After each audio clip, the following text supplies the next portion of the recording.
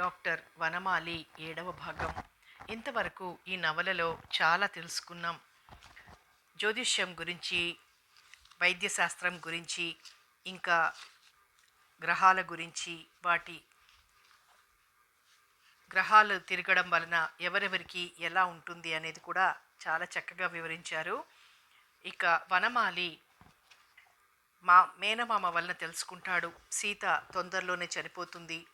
ఆమెతో ఆమెతో దాంపత్యానికి దూరంగా ఉంటే కొన్ని సంవత్సరాలను బతుకుతుందని చెప్పడంతో అతను భార్యకు దూరంగా ఉంటాడు. సీత అది తట్టుకోలేకపోతుంది. చచ్చిపోవాలని కోరుకుంటూ ఉంటుంది. కథ కొనసాగుతుంది. మృత్యువు మధురంగా ఉంటుందా? మృత్యువు వద్దు సీత, మనకున్నదంతా ఈ ప్రేమ ఒక్కటే. దీన్ని వదిలి నువ్వు గాని నేను గాని ఎక్కడికి పోలేము అన్నాడు. ఇవాళ చచ్చిపోనండి, ఎప్పుడో ఒక రోజున చచ్చిపోతాను. ఇలా నేను బ్రతకలేను. అలా నేను చచ్చిపోయిన రోజు మీరు దుఃఖపడకుండా ఉండండి. మన బ్రతుకు దెబ్బతిన్న కుక్కలాగా తయారైంది. తలదాచుకుని సిగ్గుతో అయినా గాయాలకు మాన్కోలేని దురవస్థతో ప్రశాంతపు చావు కోసం ఎదురు చూస్తూ ఏకాంతంలో బతుకుతాను. మిమ్మల్ని విసిగించను అంది సీత. విషాదభరితమైన ఘోర మౌనంతో ఆమె వంక చూడసాగాడు వనమాలి. ఆ తర్వాత నుంచి అతి తక్కువగా మాట్లాడుకుంటూ, పేలవమైన చిరునవ్వులతో పలకరించుకుంటూ, కుడితిలో పడ్డ ఎలకల్లాగా ఉక్కిరి బిక్కిరిగా బతికేస్తూ ఉన్నారు వాళ్ళు. మహి ఉన్నప్పుడు మాత్రం ఆదర్శ దంపతుల వలె నటిస్తారు. వనమాలి ఉన్న విషయం సీతతో చెప్తే బ్రతికినన్నాళ్ళు సుఖంగా బ్రతుకుతాను, పర్వాలేదంటుందని అతనికి తెలుసు. అందుకనే అతను చెప్పలేదు. ఒకవేళ ఏ దైవమైనా కరుణించి, ఏ ప్రకృతి అయినా పులకరించి ఆమె బతకవచ్చు అనే ఆలోచన, ఆశ అతనిలో ఎక్కువగా ఉన్నాయి. ఒకరి గుండెలోని ఆలోచనలు ఒకరికి తెలియకుండా నిద్రమాత్రలతో ఆమె, వైద్యంలో ఇతను అలాగే బతికేస్తున్నారు. మహేశ్వరి భవనంలోని అందమైన గదులు ఇప్పుడు క్రిస్టియన్ సమాధుల్ని గుర్తుకు తెస్తున్నాయి. డ్రాయింగ్ రూమ్ శవాల శాలలాగా, డైనింగ్ టేబుల్ అనాటమీ థియేటర్ లాగా, మొత్తం ఇల్లంతా ఈజిప్షియన్ పిరమిడ్ లాగా తోస్తోంది డాక్టర్ వనమాలికి. ఒకప్పుడు అనగా తను ఫారిన్ వెళ్ళక మునుపు ఈ గదులే ఎంతో అందంగా కనిపించినాయి. ఒకప్పుడు ఎంతో అందంగా ఉన్న తోట ఇప్పుడు విషణ్ణంగా కనిపిస్తోంది. తమ బతుకుల్ని నాశనం చేసిన వ్యక్తి నిరీక్షణరావు అనుకుంటుంటే తన మేనమామ అని వనమాలి అనుకుంటూ ఉన్నాడు. ఆయన చెప్పకుండా ఉంటే తను చాలా సుఖంగా ఉండేవాడు. ఇప్పుడు లేనిపోని అనుమానం తనకి తెచ్చిపెట్టాడు. ఒకవేళ ఉన్న అనుమానమేమోనని గత సంఘటనలు బట్టి తను అనుమానిస్తున్నాడు. తమ బ్రతుకులన్నింటినీ మసి కప్పేసిన ఈ రెండు కథలు వాళ్లను మౌనవ్రతుల్ని చేసినాయి. భ్రాంతి పట్టి అలసిపోయి, మానసికంగా శారీరకంగా ఓడిపోయి, చచ్చిపోతే చాలు అన్నంత నిరాశతో బ్రతుకుతోంది సీత. జీవితం ఆమెకు దుర్భర నిద్ర కింద తయారైంది. క్రమేణా సీత సుందరాంగాలు తెల్లబారి అందం తగ్గిపోతోంది.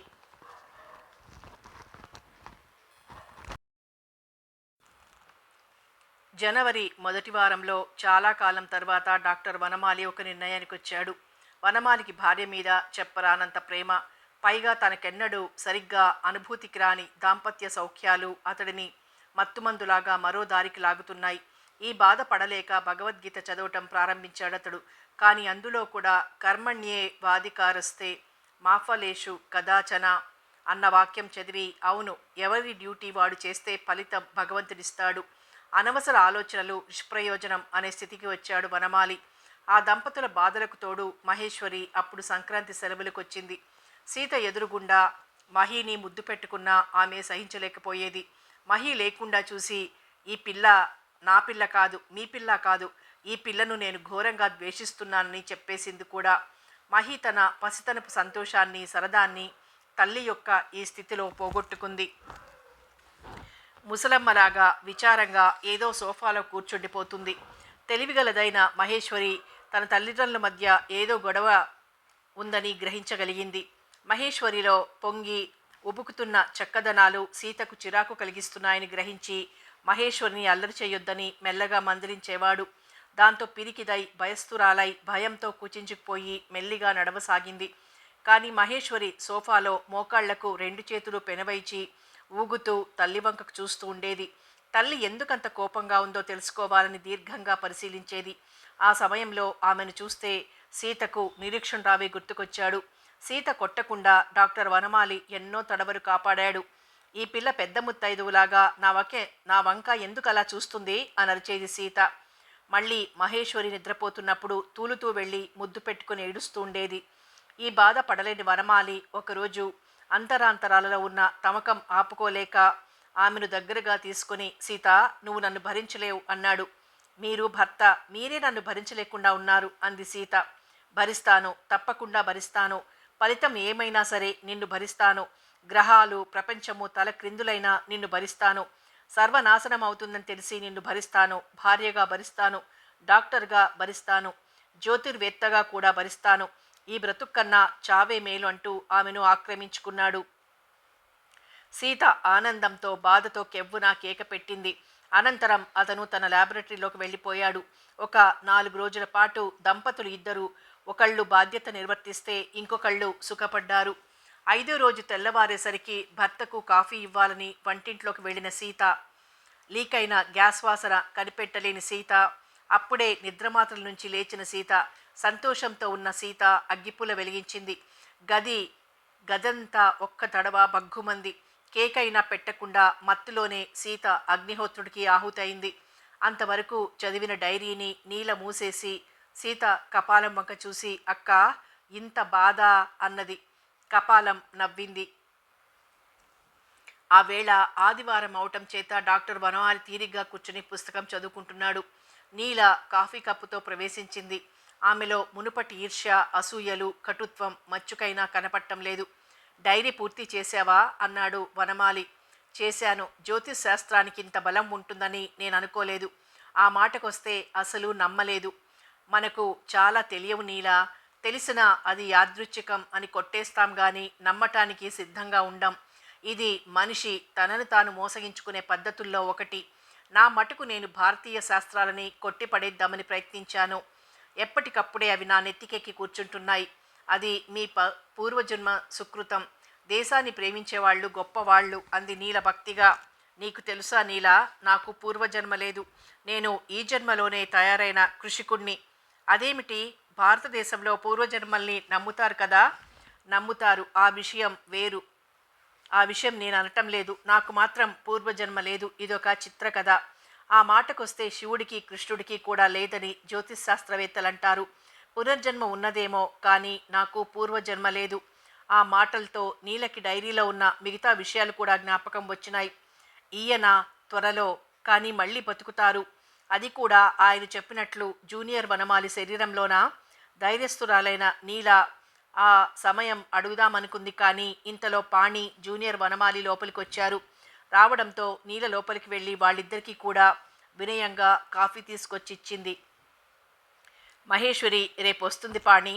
ఆమె పాణిగ్రహణానికి నీకేం అభ్యంతరం లేదు కదా? నేను డాక్టర్నైనా మూర్ఖుణ్ణనుకుంటాను. ఆడపిల్ల బరువే. నువ్వు ఎస్ అంటే పెళ్లి చేసేస్తాం అన్నాడు డాక్టర్ వనమాలి. సార్, నాకు మొన్ననే అనుమానం వచ్చింది మాటల్లో, అయినా అడగలేకపోయాను. మూర్తికి ఇస్తామనుకున్నారు కదా అన్నాడు. చూడు పాణి, మూర్తికి మరో పేరు జూనియర్ వనమాలి అంటే ఇంచుమించు నేనేనన్నమాట. మహేశ్వరి నాకు కూతురు, అలాగే అతనికి కూతురు. నా పేరు ఉన్న అతనికి నా పిల్లనివ్వటం భావ్యం కాదు. దాన్ని లాలో ప్రొహిబిటెడ్ మ్యారేజీ అంటారు. నీకు అభ్యంతరమైతే చెప్పు. ఏం మూర్తి, నీకు బాధ లేదు కదా? బాధ ఎందుకు సార్? మీరు చెప్పింది నాకు నచ్చింది.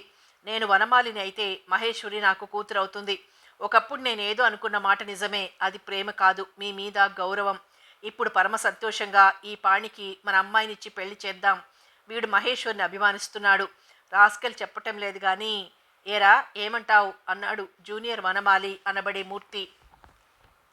పాణి నవ్వి, సిరిరా మోకాలడ్డుతారా సార్? లా ప్రకారం అల్లుడు కూడా కొడుకు. ఆ కొడుకు నేనే కదా, ఐ మీన్ సన్నిన్లా కదా. ఈ సెంటిమెంట్ సంగతి ఏమిటి మరి అన్నాడు. మనకు ఇంగ్లీష్లా ఎందుకోయ్, తెలుగులో అల్లుడు అల్లుడే. ఇంగ్లీషు న్యాయశాస్త్రం చాలా అర్థం పర్థం లేనిది. అల్లుణ్ణి సన్నిన్లా అనకపోతే కొంప మునిగిపోయిందా? దాన్ని వదిలేద్దాంలే. నీ ఇష్టాన్ని గురించి చెప్పు. నేను పెద్దవాణ్ణయ్యాను. పిల్ల పెళ్లి చేసి విశ్రాంతి తీసుకోవాలనుంది. ఇప్పటికీ ఎక్కిన కీర్తి శిఖరాలు నన్ను క్రిందకు దిగినివ్వటం లేదు అన్నాడు డాక్టర్ వనమాలి. చెప్పాను కదా సార్, సిరిరా మోకాలుడ్డేదెవరని? మహేశ్వరిని నా మనసులో మందిరంలో ఉంచుకుంటాను అన్నాడు డాక్టర్ పాణి. సినిమా డైలాగులు ఎందుకు గాని ఒప్పుకున్నావు అంతే చాలు అంది నీల. మీరు నాకు మదరిన్లా కదండి, కానీ మేడం అనే పిలుస్తాను, ఏమీ అనుకోరు కదా అన్నాడు హుషారుగా డాక్టర్ పాణి. ఇంగ్లీషు న్యాయశాస్త్రంలో పదాల్ని చదివినా వదిలేసిన మన ధర్మశాస్త్రాల్లో కూడా అత్తగారిని తల్లిని చూసినట్టే చూడాలి. అది లా కాదు, సుభాషితం మాత్రమే. ఏదైనా నా బరువు తీరింది Pani. I must congratulate you. Sir, అమ్మాయి ఈ హనుమంతుడిని ప్రేమిస్తుందంటారా అన్నాడు నవ్వుతూ మూర్తి. హనుమంతుడికి ఏం తక్కువై? చిరంజీవి, రామభక్తుడు, సంజీవి పర్వతాన్ని తెచ్చిన గొప్ప వైద్యుడు, అడిమాది సిద్ధులు కలవాడు, గొప్ప సంగీతవేత్త, మినుమించి సూర్యపుత్రిక సువచ్చల ప్రేమను పొందినవాడు, ఎక్సెట్రా ఎక్సెట్రా అన్నాడు డాక్టర్ వనమాలి. సార్, ఆ పుస్తకం ఏమిటి అని కుతూహలంగా అడిగాడు జూనియర్ వనమాలి. ఇదొక విచిత్రమైన పుస్తకమోయ్. వైద్యానికి కవులు చెప్పిన ఉపమానాలకి సంబంధం ఉన్నదని రుజువు చేసే ఒక పుస్తకం. ఏమిటి సార్, కవులేదో శిరీష కుసుమాల్ని తుమ్మెదల్ని తోలుకొస్తారు కదా ఆడవాళ్లతో పోల్చటానికి. మతిలేని కవుల మాట శాస్త్రజ్ఞులైన డాక్టర్లు ఎలా పాటిస్తారు సార్ అన్నాడు పాణి. మిగతా ఇద్దరి మొహాల్లోనూ అదే ప్రశ్న తోచింది. కవులంటే నేటి కవులు కాదోయ్, మహామేధావులైన ప్రాచీన కవులు. మీకు మినీ కవితా సదస్సులు జ్ఞాపకం వస్తున్నట్టున్నాయి. అవును సార్, వీడి మధ్య మినీ కవితలు రాస్తున్నారు అన్నాడు జూనియర్ వనమాలి. సరే, మంచి పనే, ఏదో ఒకటి కవిత్వం అంటూ రాస్తున్నాడు కదా, అంతే చాలు. కానీ మినీ కవిత రాసి మాగుణ్ణి ఎక్కిరించినట్టు మహాకవుల మేధస్సు వైద్యులకు తీసిపోతుందనుకోకు. వాళ్ళు కవిరాజులే, వీళ్ళు కవిరాజులే. కవిరాజని ఆయుర్వేద వైద్యుణ్ణి అంటారా నాయనా పాణి? నీ పేరు త్రిశూల పాణి అని పేరు పెట్టినవాడెవడో కానీ బుర్ర గుండుసూదిని మొనంత కూడా లేదు. మీరు చెప్పండి సార్, వీడు బి కాంప్లెక్స్లకి బీపీ ఆపరేటర్స్కి మధ్య పడి నలిగిపోతున్నాడు అర్భకుడు అన్నాడు జూనియర్ వనమాలి. డాక్టర్ వనమాలి గంభీరంగా చెప్పటం ప్రారంభించాడు. నాటి కవిత్వంలో వైద్యం, జ్యోతిష్యం, సాముద్రికం, యోగ, వేదాంత శాస్త్రాలు, చరిత్ర చెప్పేవారు మహాకవులు. వైద్యంలో కవిత్వం, జ్యోతిష్యంలో కవిత్వం సామాన్యంగా మనకు కనిపిస్తూనే ఉంటాయి. ఉదాహరణకు మీనాక్షి, సంపెంగ ముక్కు, తెల్లటి కీర్తి. నువ్వు ఇందాకన్నావే శిరీష కుసుమ కోమలి అని, అది భారతీయ కవులు స్త్రీని వర్ణించారు, అది నిజమే. ఇక్కడ వైద్యానికి సంబంధించిందేమిటో వైద్యులు కనుక మీకు చెప్తాను. శిరీష పుష్పం అంటే దిరిసిన పువ్వు. ఇది చాలా మనోహరంగా సుకుమారంగా ఉంటుంది. దాన్ని ముట్టుకుంటే సుఖంగా చాలా ఉంటుంది కూడా. కేవలం ఈ మృదుత్వం మాత్రమే కవులు వర్ణించారనుకుంటే మనది పొరపాటు. ఆయుర్వేద ప్రకారం శరీరానికి మృదుత్వాన్ని ఆపాదించే గుణం ఈ దిరిసిన పూలకు ఉంది. ప్రస్తుతం నేను కుష్ఠరోగానికి మందు కనిపెట్టాలని ప్రయత్నిస్తున్నానని మీకు తెలుసు.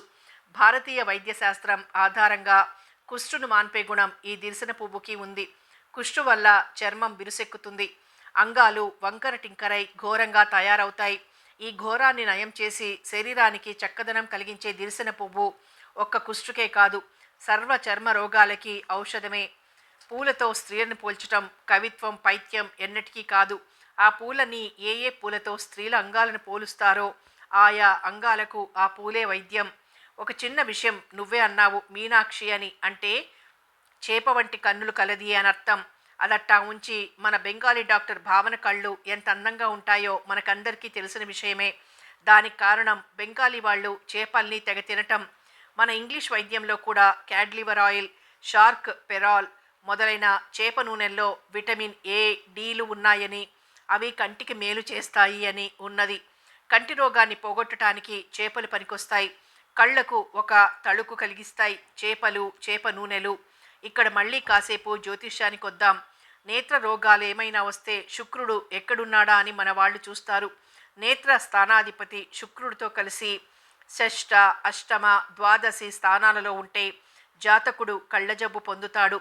ఇంకొంచెం దూరం పోయి నేత్ర స్థానాధిపతి ఒక్కడు కానీ శుక్రుడు ఒక్కడు కానీ షష్ఠాష్టమ వ్యయభావాల్లో ఉంటే ఆ జాతకుడికి ఆయా దశల్లో రేచీకటి వస్తుంది. శుక్రుడు, చంద్రుడు లగ్నాధిపతి ఉంటే జాతకుడు జాత్య అంధుడు, అంటే పుట్టు గుడ్డి అవుతాడు. ఇహ మళ్ళీ వస్తున్నాను. మీనాన్ని శుక్రుడికి ఉచ్చరాశిగా నిర్ణయించడం కవి. మీనాన్ని కంటికి ఉపమానంగా వాడటం కవుల శాస్త్ర దృష్టికి నిదర్శనం. చేప కన్నులు గల ఆడవాళ్లు నిద్రపోతూ కళ్ళు ముయ్యని చేపలాగానే నిద్రలో కూడా తమ డ్యూటీని మరవరు. సాముద్రికులు కూడా అలాగే చెబుతారు. ఇక ముక్కుని సంపెంగతో పోల్చడం కవి చేస్తే వైద్య నిఘంటువులో సోడలుడు ఇలా అంటాడు: సంపెంగ వాసన చూస్తే ఒక్కొక్కప్పుడు ముక్కు నుండి నెత్తురు కూడా పడుతుంది, అంతటి ఘాటు వాసన కలది. హోమియో పద్ధతి సిద్ధాంతాన్ని అనుసరించి ముక్కు నుంచి నెత్తురొస్తే మళ్ళీ సంపెంగే వైద్యం. ముక్కుకు సంబంధించినంత వరకు ఆరోగ్య లక్షణం ఇందులో ఇమిడుంది. ఏకకాలంలో ఇది చలవా చేస్తుంది, వేడి చేస్తుంది. ఇక మడవలు మర్రి పండ్లు అంటారు. ఇక్కడ ఎర్రదనం మాత్రమే కవులు గ్రహించలేదు. ఆరోగ్య లోపం వల్ల నంజురోగం వస్తే మడమలు తెల్లబడి వాస్తాయి. ఈ నంజురోగాన్ని తగ్గించే గుణం మర్రి పండ్లకి ఉంది. టూకీగా చెప్తాను. దంతాన్ని దానిమ్మ గింజలతో పోల్చారు. ఆకార సాదృశ్యంలో ఒక మాదిరిగానే ఉంటాయి. అంతేకాదు, దానిమ్మ దాని పూలు నూరి దంతాల సందున ఉంచితే ఇగుళ్ళ నుంచి రక్తం పడటం ఆగిపోతుంది. దానిమ్మ పండు సర్వదంత రోగాలకు మందు. హంసపాది అని ఒక మూలిక ఉంది. హంసగమన అని ఆడదాన్ని అంటారు. ఈ హంసపాది మూలిక కాళ్లకైన గాయాలకు అద్భుతంగా పనిచేస్తుంది. ఇంకా చిత్రం ఏమిటంటే, ఇందుమతి పరిణయం అనే ఒక కావ్యంలో అరటి చెట్టు మొదట వేసిన ఆకుతో వీపును పోల్చారు. కాదనలేం. అరటి వెన్నెముకకు పుష్నిస్తుంది. జుట్టుని తుమ్మెదలతో పోల్చారు. భృంగము అంటే తుమ్మెద, అమలకము అంటే ఉసిరికాయ. భృంగామలక తైలం రాస్తే తుమ్మెదల రంగులో జుట్టుంటుంది. ఈ విధంగా కవి వైద్యశాస్త్రాన్ని తన కావ్యాల్లో ఇమిడ్చాడు. అది మన మహాకవుల ఔన్నత్యం. కవి అంటే సర్వశాస్త్రాలు చదువుకున్నవాడని పూర్వపార్థం. నేను ఇలా చెప్పుకుంటూ పోతే మీకు పరమ చాదస్తంగా, మూర్ఖత్వంగా కనిపిస్తుంది. సామాజిక స్పృహ ఉందని డప్పేసుకునే రచయితలు మహాకవి విశ్వనాథ పూనకం అంటారు. కానీ ఆయన కూడా ఇలా వైద్య జ్యోతిష్యాలకు కవిత్వానికి ఉన్న సంబంధం వీళ్ల గోల మూలంగా ఎక్కడా చెప్పలేదు. అంత మాత్రాన ఆయనకి తెలియదని కాదు. అయితే వాడే భాషలో ఆయనకు నాకు తేడా ఉంది. నేను కవిని కాకపోయినా ఈ పాత కొత్తల్ని సమన్వయించడం నేడు అపురూపమైపోయింది. ఇతర దేశాల్లో ఎవరి దేశపు ఔన్నత్యాన్ని వాళ్ళు నిలుపుకుంటూనే ఉన్నారు. చైనా ప్రాచీన వైద్యం ఆకుపంక్చర్ నేడు అన్ని దేశాల్లోనూ చోటు చేసుకుంది. ఇంగ్లీషు వైద్యం సంగతి చెప్పనే అవసరం లేదు. హనీమన్ మహాశయుడు హోమియో వైద్యం కూడా ఇంచుమించు ప్రతి వ్యక్తికి తెలుసు. యునానీ వైద్యం వారి దేశాల్లో అంటే ముస్లిం దేశాల్లో ప్రథమ స్థానంలో ఉంది. కానీ అత్యద్భుత మేధావంతులైన మన భారతీయ వైద్యుల పుస్తకాలు ఎక్కడున్నాయో తెలియదు. ఆయుర్వేద కళాశాలలు ఉన్నాయి, కానీ అవి ఇంగ్లీష్ పద్ధతుల్లోనే నడుస్తున్నాయి. హిమాలయ ప్రదేశంలో కొన్ని ఔషధుల వల్ల 300-400 ఏళ్ళు జీవించేవారు ఉన్నారని అంటారు. ఈ పరిస్థితుల్లో కవులు మీనాక్షి అంటే అందులో వైద్య సంబంధమైన ఊహ ఉందని గ్రహించేవాళ్ళు ఎంతమంది? ఏ నాబోటి చాదస్తుడో గ్రహించినా ఏ ఒకళ్ళిద్దరూ నమ్మేటి మీ బోటి వాళ్లకో చెప్పి తన పరువు కాపాడుకుంటున్నాడు. ఇది నేటి పరిస్థితి. ఈ పరిస్థితిని మనం ఎలాగో మార్చలేం కనుక మనం మెదలకుండా ఊరుకుందాం. మూర్తి, ఏదో మెంటల్ కేసు ఉందని చెప్పావు కదూ? అవును సార్, ఆ అమ్మాయి తన గొప్ప ఆస్తికి వారసురాలనని, జమీందారునని అనుకుంటుంది. ఆ మాసిపోయిన చీరే అరగంటకోసారి విప్పి కట్టుకుంటూ రకరకాల పట్టు చీరల్ని వర్ణిస్తూ ఉంటుంది. షాక్లు అవి ఇచ్చామండి, ఏం చెయ్యాలన్నది తోచటం లేదు అన్నాడు జూనియర్ వనమాలి. అదొక రకం పిచ్చి. ఇంగ్లీష్లో చెప్పాలంటే సైకో. అంతరాంతరాలలో ఆమె ఆస్తి కలుస్తుందని ఎవరో మభ్యపెట్టారు.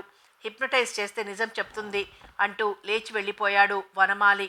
ఆ రోజు అమావాస్య. మహేశ్వరికి తండ్రి అంటే చాలా ఆరాధన, అభిమానము. విశాఖపట్నం మెడికల్ కాలేజీలో తను డాక్టర్ వనమాలి కూతురంటే ప్రత్యేక గౌరవం ఉంది. తనందరూ మిస్ వనమాలి అని పిలుస్తుంటే అంతరాంతరాల్లో ఆమె గర్వపడుతూ ఉండేది. హౌస్ సర్జన్ చేస్తూ డ్యూటీ ప్రకారం పోయవలసిన పురుండల్ని పోసి తండ్రి ఆజ్ఞ ప్రకారం ఇంటికొచ్చింది. తన సవితల్లి తండ్రి జీవితంలో ఎలా ప్రవేశించిందో తండ్రి ఆమెకు ఉత్తరం రాయనే రాశాడు. తన తండ్రి లాంటి మహానుభావుడికి భార్య అయినందుకు ఆమె నీలని మనస్ఫూర్తిగా అభినందించింది. తనకి ఇష్టాలు విడిగా ఏం లేవు. తండ్రి ఏం చెప్తే అది వినటమే. ఒకళ్ళిద్దరు ఫ్రెండ్స్ నవ్వుతూ, మీ ఆయనతో మీ నాన్న కాపురం చేస్తూ ఉంటే నువ్వు ఊరుకునేలాగున్నావు అని పరిహాసం ఆడుతూ ఉండేవారు. విమానం దిగి లాంజ్లో తండ్రిని, పినతండ్రిని, మూర్తిని, పాణిని చూసి ఆమె చాలా ఆనందించింది. ఇంటికొచ్చిన తర్వాత స్నానం చేసి పొద్దుటి నుంచి ఎగ్జైట్మెంట్లో ఏమీ తినలేదు కనుక రంగమ్మ గారిని అడిగి ఇడ్లీలు కావాలని మారాం చేసి వేడి వేడి ఇడ్లీలు, నెయ్యి, కొత్తావకాయ, ఓ డజను సుష్టుగా తిని 2 కప్పులు కాఫీ తాగి తండ్రి దగ్గరకు వచ్చి కూర్చుంది. డాక్టర్ వనమాలి తను పెంచి పోషించిన పంటను చూసి రైతులాగా సంతోషంతో, ఏమ్మా, రంగమ్మ గారిని వేధించడం అయిపోయిందా? ఆవిడ ఈ వయసులో కూడా నీకు ఇష్టమైనవన్నీ చేసి పెట్టింది. అవును నాన్నగారు, రాత్రికి కందిపచ్చడి కావాలని ఇప్పుడే చెప్పాను. అదలా ఉంచండి గాని, పిన్ని చాలా ఉత్తమురాలు అంది తల్లి కపాలం వంక చూస్తూ. అవునమ్మా, అది నా అదృష్టం. మీ అమ్మ అంతే. ముఖ్యంగా నీతో ఇప్పుడు చెప్పాల్సింది ఏమిటంటే, డాక్టర్ పాణి నీకు నచ్చితే ముహూర్తం పెట్టిస్తాను. నాన్నగారు, మరి మూర్తి అన్నారుగా ఇదివరకు, ఆయనకి నేను నచ్చలేదా? We are all sentimental fools. అతన్ని కాలేజీలో అందరూ జూనియర్ వనమాలి అనటం నీకు తెలుసు కదా. కేవలం ఆ కారణం చేతనే అతనికి ఇష్టం లేదు, నాకు ఇష్టం లేదు. నాన్నగారు, అవునమ్మా, అతను నీకు పితృ సమానుడు. పాణికేం తక్కువ? పోనీ నీకు ఇష్టం లేకపోతే వేరే సంబంధం చూద్దాం. పేర్లు కూడా ఎంత చక్కగా కలిసినాయో చూడు. నువ్వు మహేశ్వరివి, అతను త్రిశూల పాణి. అయినా నా పెళ్ళికి అంత తొందర ఏమొచ్చింది నాన్నగారు? చూడు తల్లి, నేను విజిటింగ్ ప్రొఫెసర్గా ఇతర దేశాల్లో ఉండాల్సిన అవసరం వచ్చేట్లుంది. నీళ్ళ సంగతి అంటావా? వస్తే నాతో వస్తుంది, లేదా ఢిల్లీలో ఉంటుంది, లేదా లండన్లో వాళ్ళ తాతగారు ఉన్నారు. నీ సంగతి అలా కాదమ్మా. నేను లేనప్పుడు నువ్వు ఒంటరి దానివైపోతావు. నువ్వెంత స్పోర్ట్స్ ఉమెన్వి అయినా జీవితాన్ని అనుభవించే టైము ఇదే. పైగా నీ వివాహం చేస్తే గానీ నేను పై దేశాలకు వెళ్ళను. నేను గైనకాలజీలో స్పెషలైజ్ చేస్తాను నాన్నగారు. చెయ్యి తల్లి, చెయ్యి. దానికి పెళ్ళి ఎప్పుడూ అభ్యంతరం కాదు. నీ భర్త కూడా డాక్టరే కావటం వల్ల నా ప్రైవేట్ ప్రాక్టీస్ అతను అందుకుంటాడు. మీ తల్లి ఆస్తి, నా ఆస్తి మీ ఇద్దరికీ దానాదీనా సరిపోతుంది. సర్వ హక్కులతో రాసేశాను మీకు. ల్యాబొరేటరీ మాత్రం మూర్తికి ఇస్తున్నాను. నీకేం అభ్యంతరం లేదుగా? అభ్యంతరం లేదు కానీ ఏమిటి అప్పగింతలు నాన్నగారు? ఎప్పటికైనా తప్పదుగా అమ్మా. నాకు 50 ఏళ్ళు వస్తున్నాయి. ఆరోగ్యరీత్యా 100 ఏళ్ళు బ్రతకొచ్చునేమో కానీ, పోనీ ఒకవేళ బ్రతికాననుకో, నువ్వు నాకు అన్నం పెట్టవా? ఏమిటిది? నాకు అర్థం కావటం లేదు. మీరు నాకు ఇప్పుడే ఇవ్వటమేమిటి, నేను మీకు అన్నం పెట్టటమేమిటి అంది కళ్ళ నీళ్లతో మహేశ్వరి. చూడు మహి, పద్మభూషణ డాక్టర్ వనమాలి కూతురు ఇంత బేల కావటం బాగాలేదు. ఆడపిల్ల తండ్రిగా నా డ్యూటీ నన్ను చేయనీయమ్మా. ఆస్తిపాస్తులంటావు, నేను రాసుంచానంతే. మరి పిన్ని సంగతి ఏమిటి? ఆమెకు నేను తప్ప నా ఆస్తి అక్కర్లేదు. చాలా ఐశ్వర్యవంతురాలు. పాణితో పెళ్ళి నీకు అభ్యంతరం లేనట్టే కదా? మీ మాట నేనెప్పుడన్నా కాదన్నానా? మూర్తి కన్నా నాకు పాణే ఇష్టం. ఎందుకో తెలియదు కానీ మూర్తిని చూస్తే మిమ్మల్ని చూసినట్టుగానే ఉండేది. ఎందుకో గాని చెప్పలేకపోయాను. పోనీ కాశీ నుంచి తాతయ్యలైనా వస్తారా నాన్నగారు? వాళ్ళు సన్యసించారమ్మా. వాళ్ళని మనము పిలవకూడదు, వాళ్ళు రానుకూడదు. రేపు డబ్బు తీసుకువెళ్ళి నీకు పాణికి కావలసిన బట్టలు నగలు తెచ్చుకోండి. అమ్మ నగలు ఎలాగూ మీరు పిన్నికి ఇవ్వలేదు, అవి నాకు చాలవంటారా? చాలవు తల్లి. అమ్మ నగలు పిన్ని పెట్టుకోవచ్చును. అప్పుడు నీకు నగలుండవు. జీవుడికి శరీరంలాగా అన్నాడు నవ్వుతూ వనమాలి. అప్పుడే వచ్చిన నీల ఆ మాటలు విని గతుక్కుమంది. అంటే ఈయన ఉద్దేశంలో తన సవతి ఆత్మని, నగల్ని తను ధరించాలనా?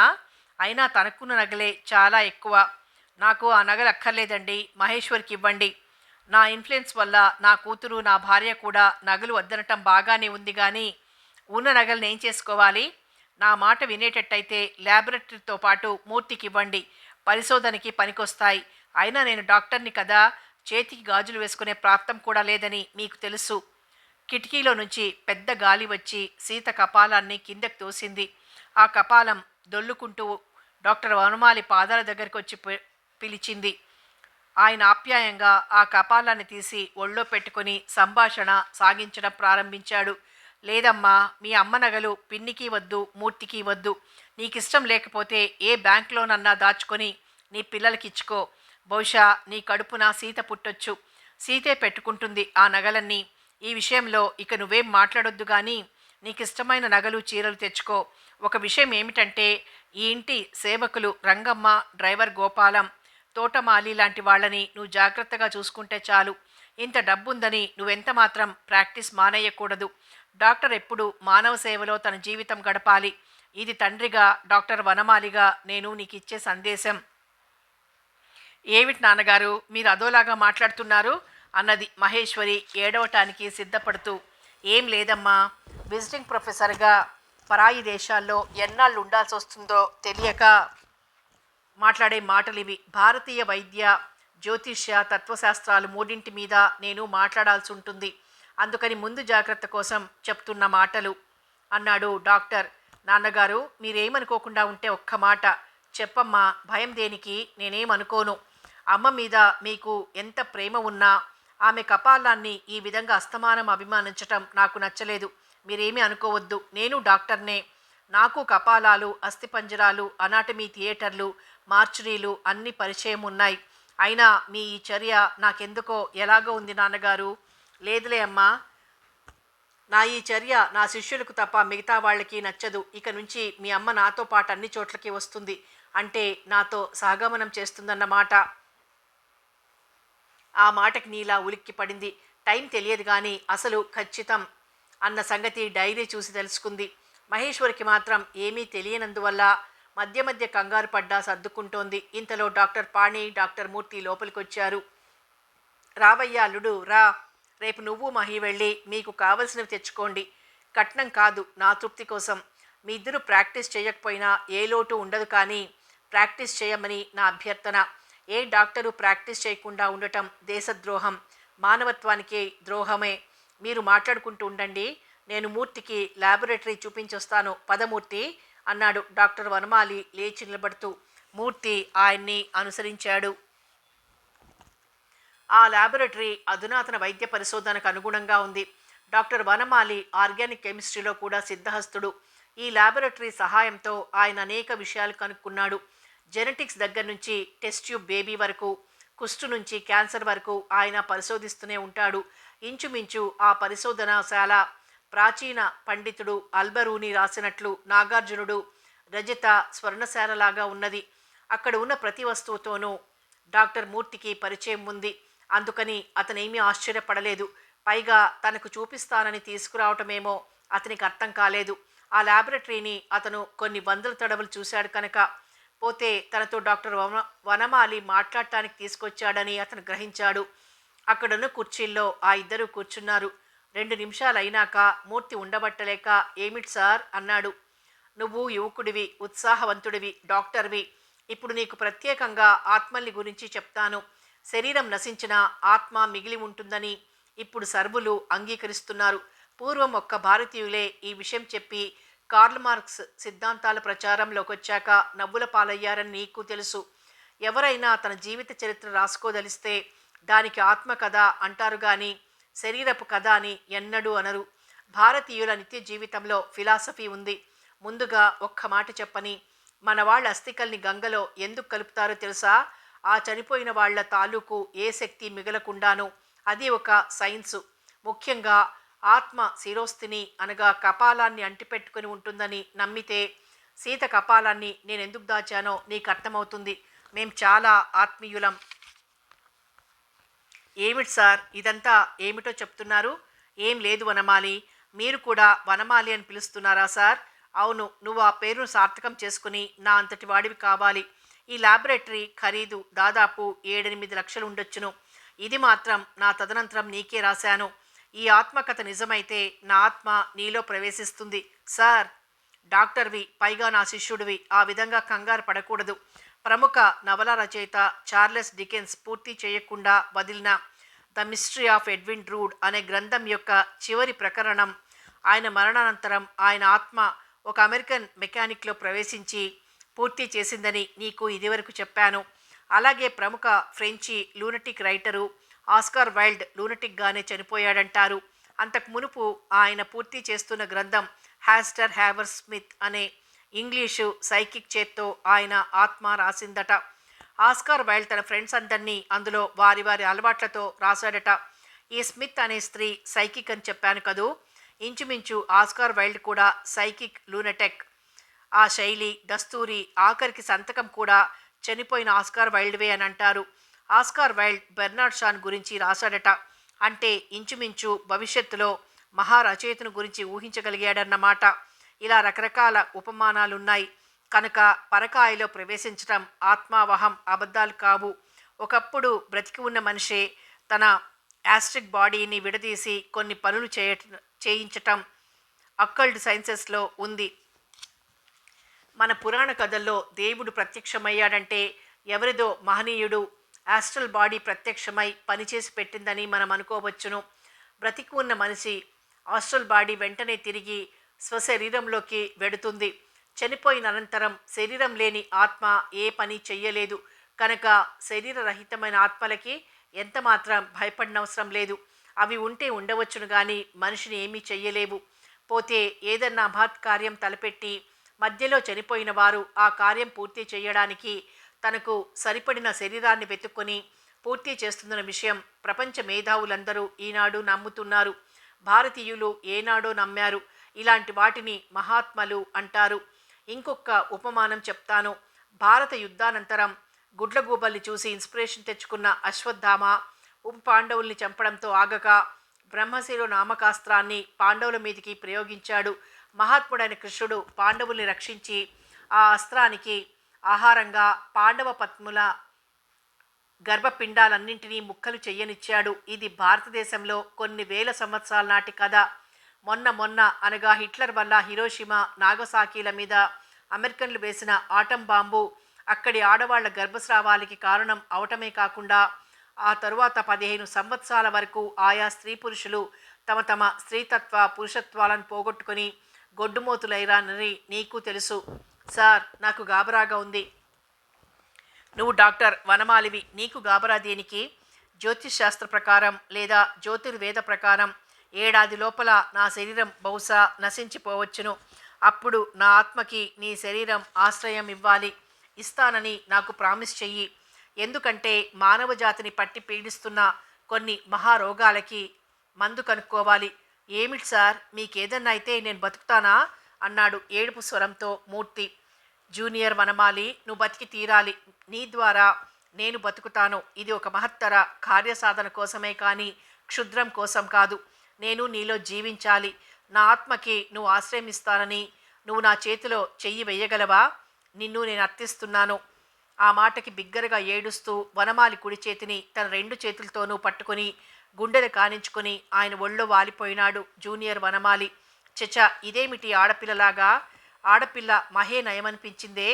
జాతస్య మరణం ధ్రువం. నా అదృష్టం ఏమిటంటే నీ శరీరంలో నేను చాలా రోజులుంటాను.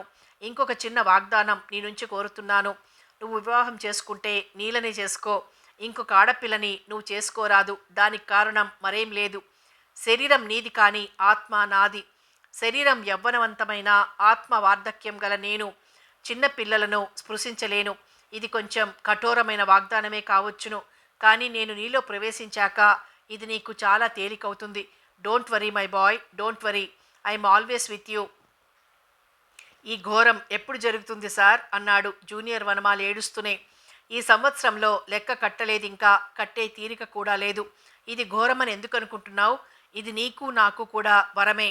ఎందుకంటే నా 50 ఏళ్ల శరీరం నాకు వదిలిపోయి నాకు యవ్వన శరీరం లభిస్తుంది. అది నాకు వరం. నీ బలహీనమైన ఆత్మ అణిగిపోయి నా బలవంతమైన ఆత్మ నీకు లభిస్తుంది. అది నీకు వరం.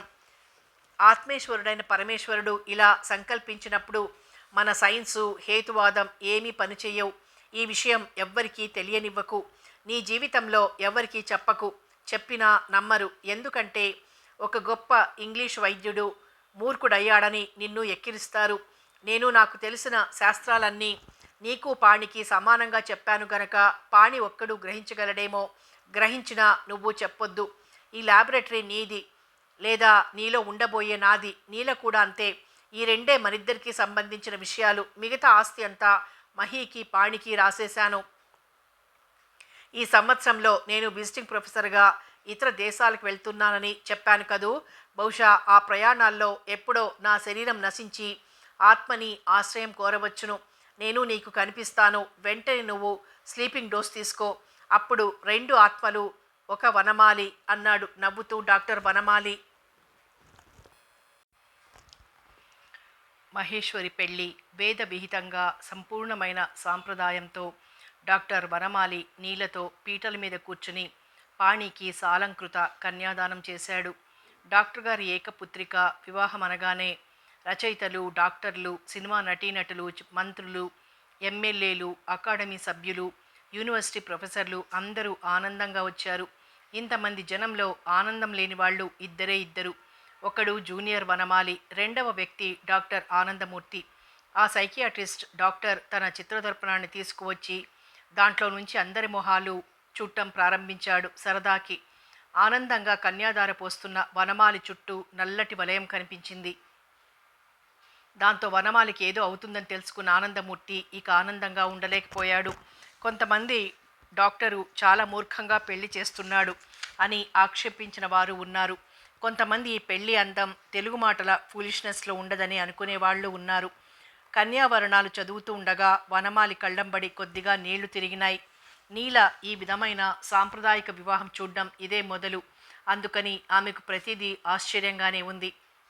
మమ సుత అనేప్పుడు మాత్రం కంట మొడకకుండా ఉండటానికి డాక్టర్ వనమాలి చాలా ప్రయత్నించాడు.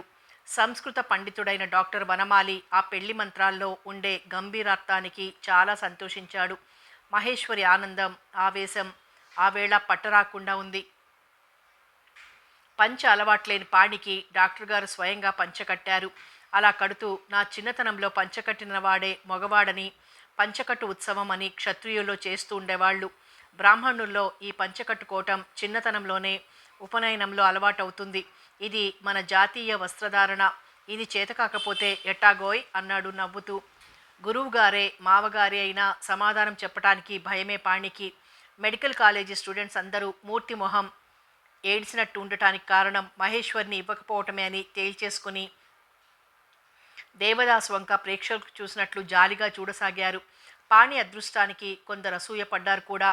పాణి తల్లిదండ్రులు ఏలూరు నుంచి ఈ వివాహానికి వచ్చారు. ఈ వివాహానికి శాఖాభేదం ఉన్నా ఎవ్వరూ పట్టించుకోలేదు. ఎప్పుడో పిల్ల తాతగారే శాఖాభేదం వివాహం చేసుకున్నట్ట అని సరిపుచ్చుకున్నారు. ఓ అరడజను మంది జమీందారీ ఫాయా వాళ్ళు డాక్టర్ కూతురికి పెళ్లి చేస్తాడనుకుంటే మా అబ్బాయికి అడిగేవాళ్లమే అని విచారించారు.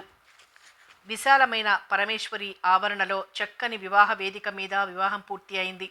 ఆ రాత్రి డిన్నర్లో విస్తరి 50 రూపాయల ఖరీదు భోజనం పెట్టారని, చాలా దుబారా చేశారని సామాజిక సృహిష్ఠులు కామెంట్ చేశారు. కానీ వాళ్లే చాలా ఇష్టంగా తిన్నారు. డాక్టర్ వనమాలి పూర్ ఫీడింగ్ అనే పేరుతో పేదలకు సాంబారు అన్నం పెట్టకుండా మంత్రులకి పెద్దలకి ఏ విధంగా పెట్టారో ఆ విధంగానే బీదలకు వడ్డింప చేయడం పెద్దలకు ఆశ్చర్యం కలిగించింది. డిన్నర్ అయిన అనంతరం కూచిపూడి వారి భామాకలాపం ప్రదర్శించారు.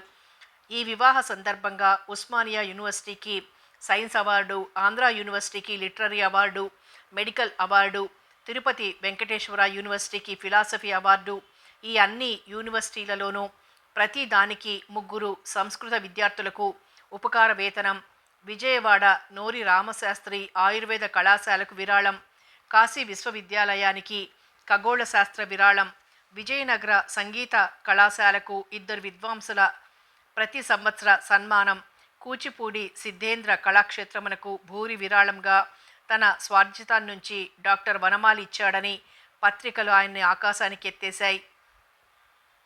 ఈ దేశంలో ఎవరి పెళ్లి ఇట్లా జరగలేదని అందరూ సంతోషించారు. ప్రత్యేకంగా వేద పండితుల సంతోషం చెప్పటానికి వీల్లేదు. సద్యస్యంలోనే తర్క, మీమాంస, వేదాంత, వ్యాకరణ, జ్యోతిష్య పండితులకు అపూర్వ సన్మానాలు చేసి వారి ఆశీర్వచనాలు పొందాడు. ప్రభుత్వ హాస్పిటల్కి 1 వార్డు, అది ఆయన పేరు మీద కట్టేందుకు హెల్త్ మినిస్టర్కి చెక్ అందించాడు. వేద పండితులు వనమాలిని ఆశీర్వదించేటప్పుడు శతమానం భవతు, శతాయుష్ పురుషేంద్రియ ప్రతిష్ఠతు అన్నప్పుడు డాక్టర్ వనమాలి చిరునవ్వు నవ్వటం చూసి జూనియర్ వనమాలి అందులో అబద్ధం ఏముంది అనుకున్నాడు. తెల్లవారుజాముకి అప్పగింతలైపోయి పెళ్లివారు వెళ్ళిపోయిన అనంతరం ఒక్కడు నిలబడి, సీత, నా డ్యూటీ నేను చేశాను, ఇక సామాన్ సర్దుకుని ప్రయాణానికి సిద్ధమై ఉంటాను అని అనుకున్నాడు తనలో తను. జూనియర్ వనమాలి వెనక నుంచి వచ్చి, మంచు పడుతోంది, లోపలికి వెళ్దాం పదండి అన్నాడు. వాళ్ళిద్దరి హృదయాల్లోనూ ఒకే పాట మెదులుతోంది. పోయిరా గదమ్మ జానకి, మా తల్లి సీత. నీల ఎక్కడుందో వెతక్కుండా గురు శిష్యులిద్దరూ సోఫాల్లోనే పడుకుని గాఢంగా నిద్రపోయారు. 3 నిద్రలు అయిన తర్వాత మహేశ్వరి, పాణి తిరిగొచ్చారు. 4-5 రోజుల్లో ఆ ఇంట్లో మామూలు వాతావరణం నెలకొంది. ఏ ఉత్తరం వచ్చినా ఉలిక్కి పడుతున్నవాడు జూనియర్ వనమాలి మాత్రమే. ఒక రోజున డాక్టర్ వనమాలితో, నాకెందుకో పీడకలలు వస్తున్నాయి సార్ అన్నాడు జూనియర్ వనమాలి దిగులుగా. ఆ కలలు నిజమైతే మాత్రం బాధపడాల్సిందేముందోయ్. మేధావంతుల కలలు భవిష్యత్తుని సూచిస్తాయంటారు. రాబర్ట్ లూయిస్ స్టీవెన్సన్కి అతని రచనలన్నీ ముందుగా కలలో కనిపించేవట. డాక్టర్ జకిల్ అండ్ హైడ్ చదివే ఉంటావు కదూ. ఇంచుమించు ఆ కథంతా ముందుగానే కలలో దర్శించాడట. ఒకే మనిషి రెండు ఆత్మలు అనే విషయం కొత్త విషయం ఏమీ కాదు. కాకపోతే పాశ్చాత్యుల్లో ఒకడు మహా దుర్మార్గుడు, ఒకడు సన్మార్గుడును. ఆంధ్ర భాగవతంలో పోతన గారు అందగత్తెను పూతనను ఒకే క్యారెక్టర్ చేశారు. అయితే ఆయనకు శ్రీరాముడు కలలో కనిపించి భాగవతం రాయమన్నాడట. జోనాథన్ స్విఫ్ట్ రాసిన గల్లీవర్ ట్రావెల్స్ మన లైబ్రరీలో ఉంది, చదివే ఉంటావు. చదివాను సార్. అందులో కొందరు ఖగోళ శాస్త్రజ్ఞులు అంగారక గ్రహానికి 2 ఉపగ్రహాలు ఉన్నాయని రచయిత అంటాడు. ఆ విషయం అనంతరం 150 సంవత్సరాల తరువాత శాస్త్రజ్ఞులు రుజువు చేశారు. నాకు అర్థం కాదు కానీ రచయితలు జీవితాన్ని చూసి రాస్తారో లేదా వాళ్ళు రాసినట్లు జీవితం మారుతుందో నాకు అర్థం కాకుండా ఉంది. సార్, మీరెక్కడికి వెళ్లకుండా ఉంటే ఎలా ఉంటుంది? పరీక్షిత్తులా అవుతుంది. అందుకని వెళ్ళడమే నయం. మేడం మీతో వస్తానంటే రాదు, వచ్చినా వద్దంటాను. తప్పదంటారా సార్? తప్పదు డాక్టర్, ఐ మీన్ వనమాలి. ఇంతలో మహేశ్వరి ఆనందంగా పరిగెత్తుకుంటూ వచ్చి, నాన్నగారు, మీకు ఫారిన్ నుంచి ఇన్విటేషన్, విజిటింగ్ ప్రొఫెసర్గా I'm proud of you. Junior Vanamali అక్కడి నుంచి లేచిపోయి ల్యాబొరేటరీలో కూర్చుని తనివి తీరా ఏడ్చాడు. పాణి చాలా ఆనందపడుతూ, మీకు శుభవార్త సార్. నేను ఎండీలో సీట్ తెచ్చుకున్నాను. Very good my boy, very good. నేనెప్పటికి తిరిగి వచ్చిన మహేశ్వరి బాధ్యతతో పాటు మీ అత్తగారు నీల బాధ్యత నీ మీదే ఉంటుంది. అదేమిటి నాన్నగారు, పిన్ని మీతో రాదా? రాదమ్మా. నేను ఒక చోటు ఉంటానా పెడతానా? నాదొక రెస్ట్లెస్ సోల్. నేను వచ్చేసరికి నువ్వు మీ అమ్మని నాకు అందివ్వాలి అన్నాడు డాక్టర్ వనమాలి. అక్కడే ఉన్న నీల ఏం చెప్పటానికి తోచక అలాగే నిలబడిపోయింది. మహి, ప్రయాణం ఎప్పుడమ్మా? ఆ ఉత్తరం ఇలాతే. 15 రోజులుంది నాన్నగారు అంటూ ఉత్తరం ఇచ్చింది మహేశ్వరి. టైం లేదమ్మా. ఎవరికి చెప్పినా విందులంటూ చంపుతారు. చూడు తల్లి, మొత్తం బ్యాంక్ అకౌంట్సు, ఇల్లు, పొలాలు అన్నీ నీ పేర ట్రాన్స్ఫర్ చేసేశాను. మీ తాతగారి స్టీల్ ఫ్యాక్టరీకి నిన్నే మేనేజింగ్ డైరెక్టర్గా వేయించాను. నువ్వు ఖాళీ ఉన్నప్పుడు ఆ వ్యవహారాలు చూసుకో. మీ అమ్మ నగలు బ్యాంక్ లాకర్లో పెట్టాను. చిన్న సీత పుడితే పెట్టుకుంటుందిలే. పిన్ని జాగ్రత్తమ్మా, త్వరలో వస్తాను అన్నాడు డాక్టర్ వనమాలి. ఆయన స్వరంలో తొట్టుబాటు కానీ, ఆయన శరీరంలో వెరుగుబాటు కానీ, ఆయన కదలికల్లో చిన్నబాటు కానీ లేదు. అయితే నన్ను రావద్దంటారా? అంది నీల కొంచెం ధైర్యం తెచ్చుకుంటూ. ఆమెకు ఏమిటో అర్థమయ్యి అర్థం కాకుండా ఉంది. తన ఈ ప్రేమికుడు, తన ఈ సహచరుడు తనకు అర్థమయ్యి కాకుండా ఉన్నాడు. ఆమె ఆలోచనలు గ్రహించిన డాక్టర్ వనమాలి, ప్రేమించి చేసుకున్నావు పెళ్ళి, వియోగం భరించలేవనుకుంటాను. విజిటింగ్ ప్రొఫెసర్ అంటే ఒక చోట ఉండటానికి వీలు కుదరదు. పోనీ నువ్వు నీ తాతగారి దగ్గరికి వెడతావా? లేదా ఢిల్లీ వెళ్ళినా సరే. వద్దులేండి, మీరొచ్చేదాకా ఇక్కడే ఉంటాను. పుస్తకాలు ఉన్నాయి కదా నాకు తోడు. నాన్నగారు, మేము బొంబాయి దాకా రామా? అంది ఆనందంగా మహేశ్వరి. వద్దమ్మా, నేనేం మొదటి తడవ పోతున్నానా? ఇక్కడి నుంచి విమానంలో కూర్చుంటే బొంబాయిలో దిగుతాను. అక్కడి నుంచి అమెరికా వెడతాను. తరువాత ఎక్కడికో నాకే తెలియదు. ఆ తర్వాత 15 రోజులు జూనియర్ వనమాలితోనే ఎక్కువగా గడిపాడు డాక్టర్ వనమాలి. ఇద్దరూ కలిసి ల్యాబొరేటరీలో చాలాసేపు ఉండిపోయేవాళ్ళు.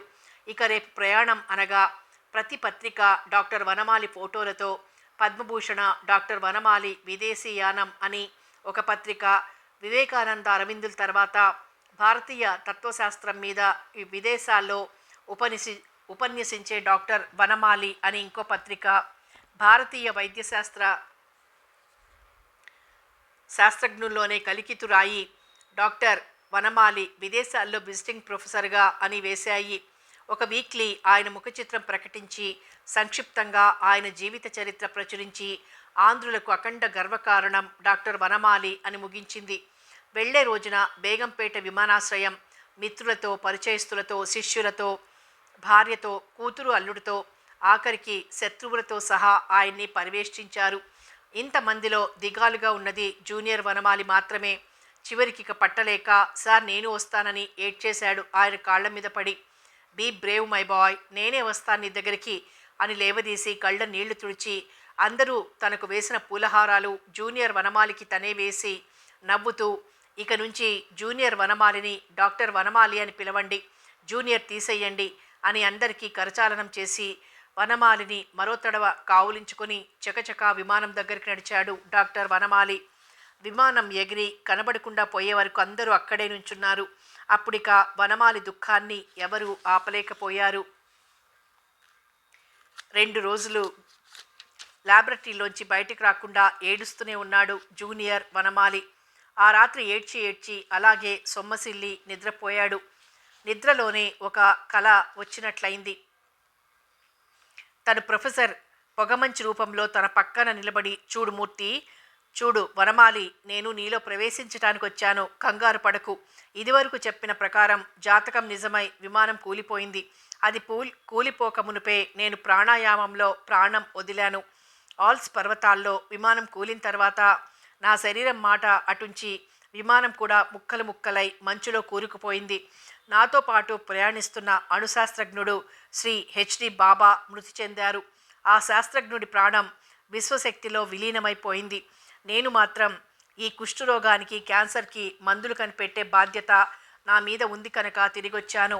సీత కపాలం నాతో తీసుకువెళ్ళాను. నీకు తెలుసు కదూ, కపాలాన్ని ఆశ్రయించిన సీత ఆత్మ భౌతికమైన మా అక్షం కోరుకుంది గాని ఆధ్యాత్మికమైన మోక్షాన్ని అంగీకరించలేదు.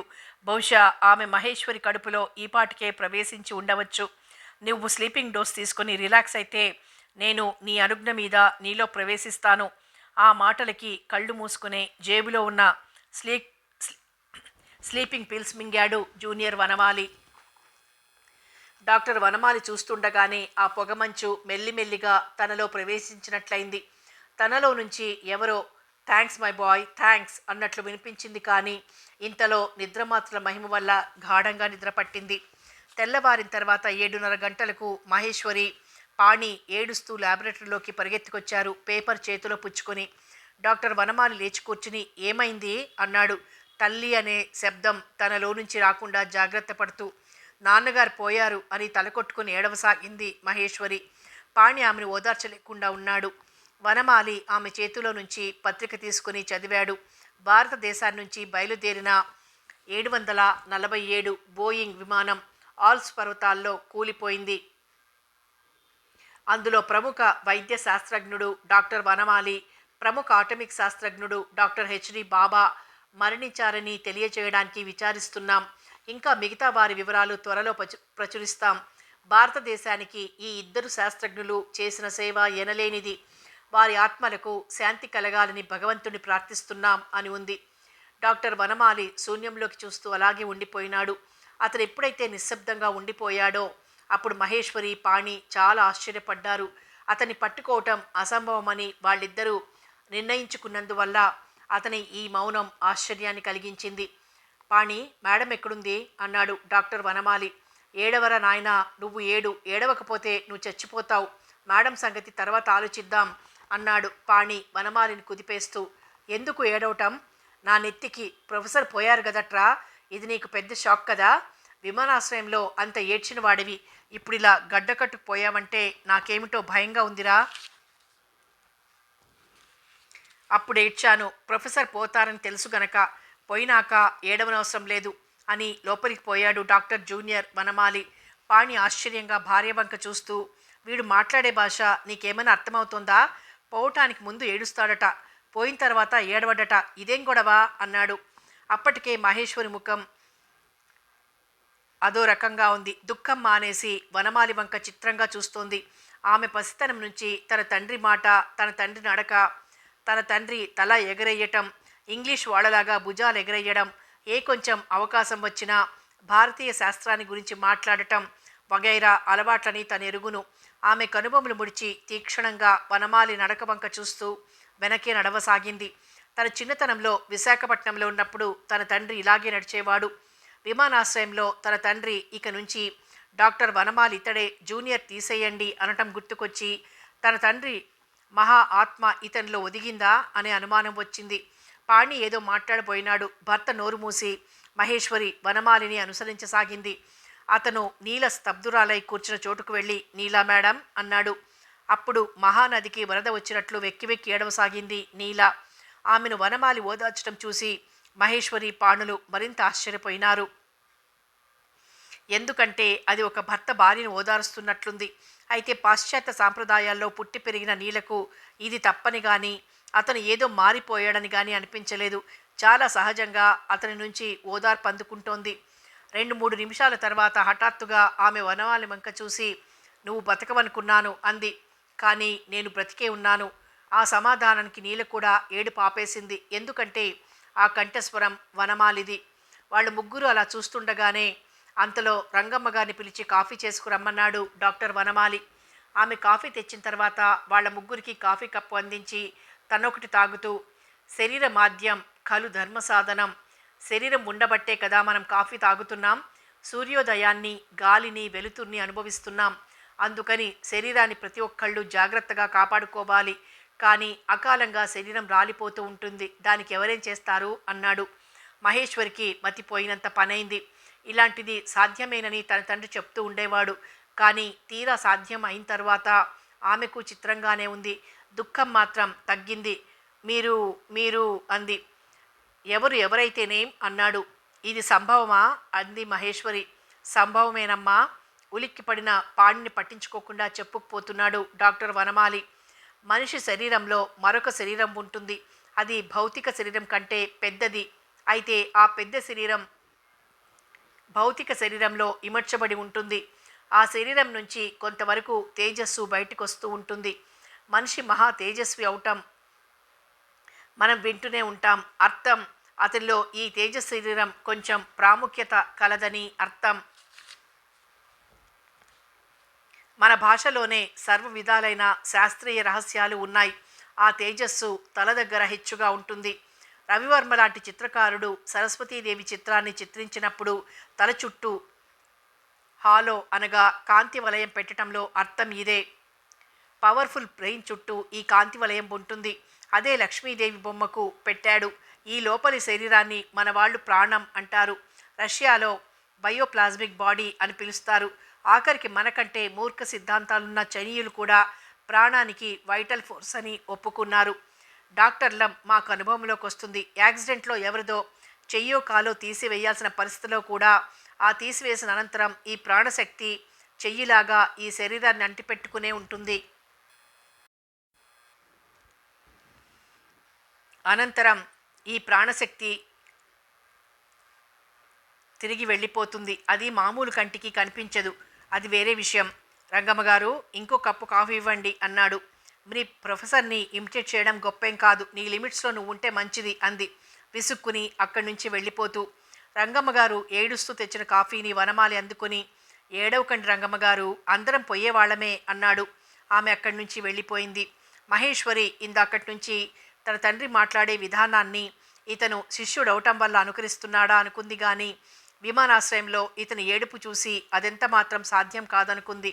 అందుకే కొన్ని క్షణాలు ఉండి, "నాన్నగారు" అంది మెల్లిగా. "ఏమిటి తల్లి?" అన్నాడు డాక్టర్ వనమాలి అసంకల్పిత ప్రతీకార చర్యలాగా. "మీరితనిలో ఒదిగారా?" అంది. మొగుడెక్కడ పారిపోతాడో అని అతని చెయ్యి గట్టిగా పట్టుకుంటూ. "అవును తల్లి, లోక కళ్యాణం కోసం 2 మందులు కనిపెడుతున్నానని నీకు తెలుసు. ఎవరి దగ్గరైనా దాయగలనేమో కానీ నీ దగ్గర దాయలేనమ్మా" అన్నాడు డాక్టర్ వనమాలి. ఆనందంతో కెవ్వుమని అరుస్తూ వనమాలి ఒళ్ళో వాలిపోయింది మహేశ్వరి. పాణి వనమాలి పక్కన కూర్చుని తడిమి చూస్తూ, "ఇదేమిటి సార్, ఇంత ఆశ్చర్యంగా ఉంది" అన్నాడు. డాక్టర్ వనమాలి ప్రేమగా అతని వీపు చరిచి, "ఇందులో ఆశ్చర్యం లేదు మై బాయ్. ఇది రహస్యం. మన ముగ్గురు మధ్య ఉండాలి. నీల ఎలాగూ నమ్మదు" అన్నాడు. "నాన్న, మీరు ఎన్నాళ్ళైనా ఈ శరీరంలోనే ఉండాలి. ఎక్కడికి వెళ్ళకూడదు. Without my permission. అలా అని ప్రామిస్ చేయండి." "అలాగేనమ్మా. నేను మోక్షం కోరే వాళ్లల్లో ఒకణ్ణి. కానీ ఈ లోకంలో ఏ పని పూర్తి కాలేదు" అని కూతురు చేతిలో చేయి వేశాడు. "ఇదెలా సంభవం నాన్నగారు?" అంది మహేశ్వరి తండ్రి యవ్వన శరీరం వంక నవ్వులాటగా చూస్తూ. "సంభవమే తల్లి. ముందే ఏర్పాట్లన్నీ చేశాను మూర్తితో మాట్లాడి. ప్రస్తుతం విజ్ఞాన శాస్త్రానికి కూడా అందని విచిత్రాలు కొన్నున్నాయి. విశ్వంలో ఉన్న విద్యుత్ అయస్కాంత శక్తులు మాత్రమే కాక ఇంకా చాలా రకాల శక్తులున్నాయి. వీటిని అతీంద్రియ శక్తులు అంటారు. పాంచభౌతికమైన ఇంద్రియాలకు సంబంధించిన శక్తులే అతీంద్రియ శక్తులు. ఆధునిక శాస్త్రజ్ఞుల బలహీనమైన అయస్కాంత క్షేత్రాలు నెత్తుర్లోని కొలెస్ట్రాల్ని తగ్గిస్తాయని అంటారు. అందుకే ప్రాచీన భారతీయులు ఈ విధమైన మనోశక్తిని వృద్ధి చేసుకునేందుకు మనస్సుని భగవంతుడనే విషయం మీదనే కేంద్రీకరించి తపస్సు చేస్తూ ఉండేవారు.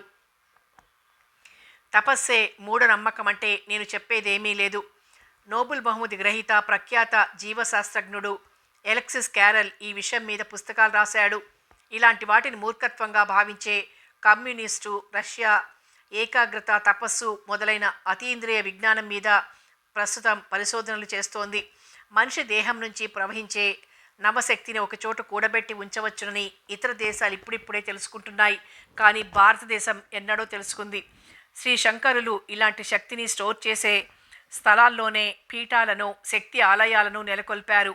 హెర్ బెర్నర్ అనే ఒక సైంటిస్టు మహామేధావులైన నవీన మానవుడి విజ్ఞానానికి అందని మహత్తర శక్తి ఏదో ఉందని అంటాడు. దైవమైన దయ్యమైన విశ్వంలో ఉండే విద్యుదాకర్షణ శక్తిలో పాజిటివ్ నెగిటివ్ ఫోర్స్లే. ఆ విశ్వంలోనే నెగిటివ్ శక్తిని పాజిటివ్ శక్తి నాశనం చేస్తూనే ఉంటుంది. అదే దుష్ట శిక్షణ. ప్రాణం నిత్యం, దానికి చావు లేదు, నాశనం లేదు. భగవద్గీతలో చెప్పినట్టు ఆత్మ ప్రత్యక్ష ప్రమాణాలకు అతీతం, నాశనం లేనిది, నిత్యం.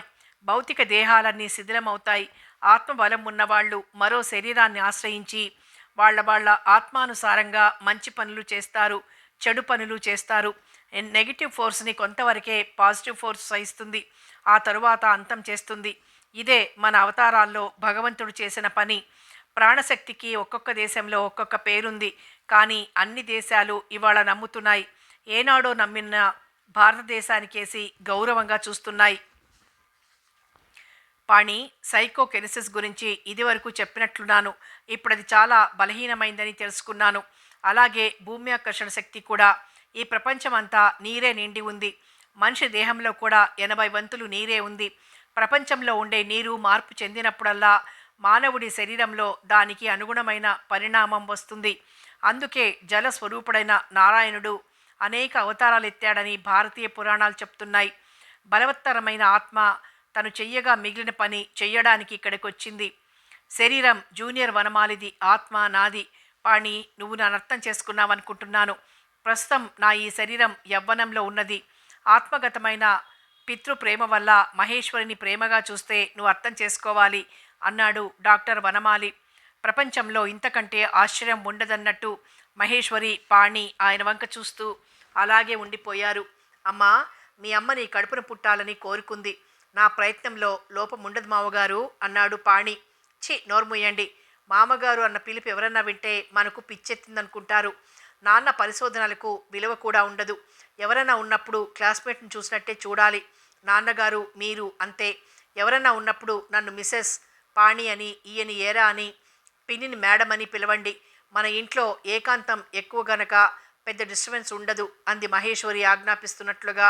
సరేనమ్మా, మర్చిపోయి నువ్వే నాన్న అంటే కంట్రోల్ చేసుకుంటాను నాన్నగారు. నా ఈ రహస్యం నువ్వు తప్ప ఇంకొక వ్యక్తి గ్రహించగలడు. కాశీలో ఉన్న మీ తాతయ్య శ్రీరామశాస్త్రి ఈ వార్త పేపర్లో చూసి రేపో ఎల్లుండో పరిగెత్తుకొస్తారు. తాతలిద్దరూ అప్పుడు మరింత జాగ్రత్తగా ఉండాలి.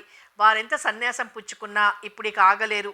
మరో వ్యక్తి డాక్టర్ ఆనందమూర్తి కొంతవరకు గ్రహించగలరు.